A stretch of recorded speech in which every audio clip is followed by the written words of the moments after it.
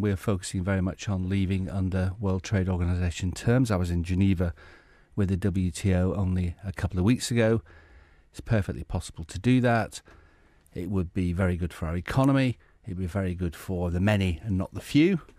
If we left under WTO terms, because the cost of living would come down, people would be more secure in jobs, and we'd be able to move on and trade the world.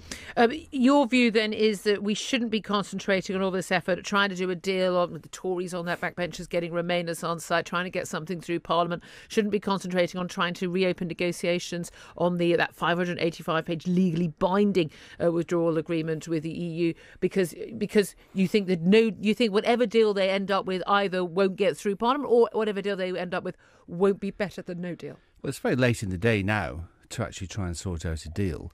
We know now that the Prime Minister has been a devious Remainer all along. She's been trying to keep us in the customs union, which is a protectionist zone in order to protect French landowners and German manufacturers at the expense of British consumers.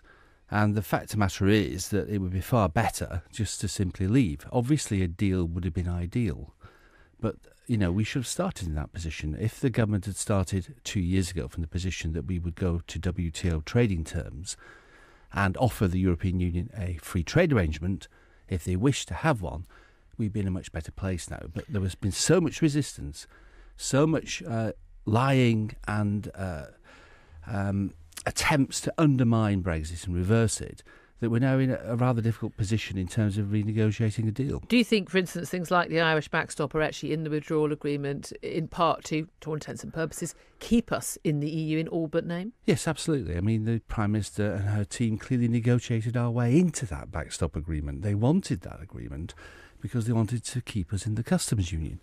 So that was the entire game plan all along.